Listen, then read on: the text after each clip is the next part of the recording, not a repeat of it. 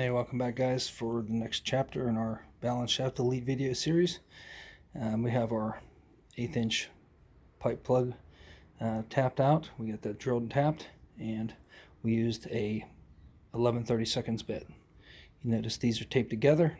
That's because whenever these two go together, and whenever you want to use this tap, I know the exact right bit to go for.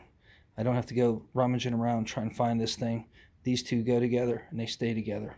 If I need this size drill bit for something else, I go and buy another bit, but these do not get separated. Cut that tape, use them, tape them back up, and put them away. The end. And as you can see, it threads in absolutely beautifully. Super easy.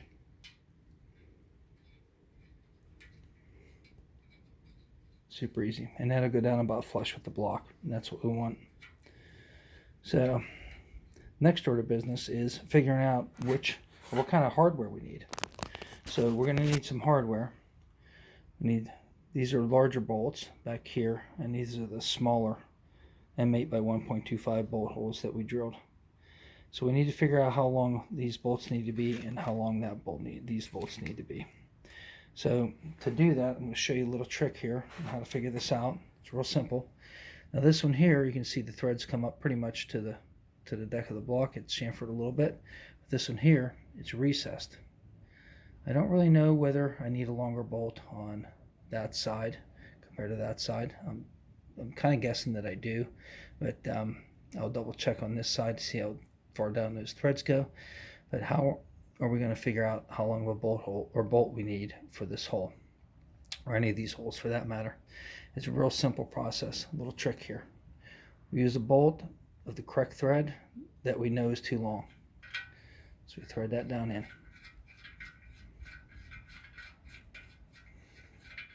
Remember, we're going to be buying this hardware, so we don't want to make a bunch of trips back and forth to the store. That's bottomed out. Then we take a piece of painter's tape, place it against the deck of the block, press it against the bolt, wrap it around,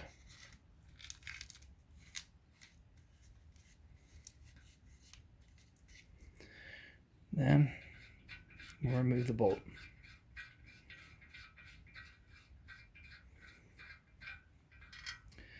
And that's how many threads I have to work with right there.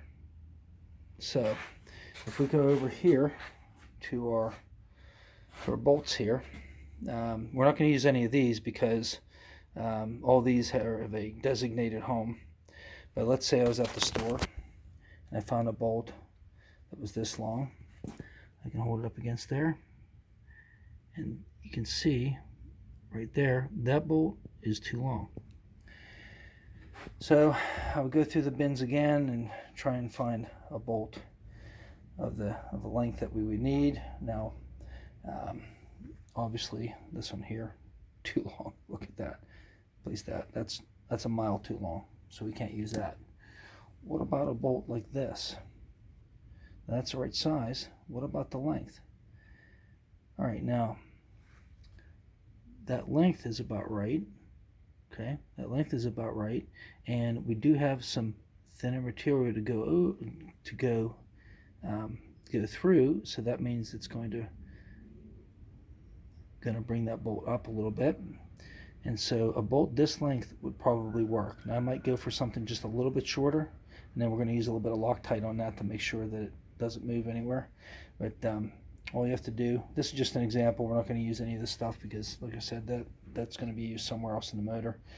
We don't want to steal from one place and then have to go buy bolts for that place. So we take this to the store, and we find a bolt of the right size, the right thread, and then hold it up and make sure that we're just a little bit shorter on this. That way we don't bottom out in the hole and end up with a part that's rattling around and loose. Little tip. Like and subscribe.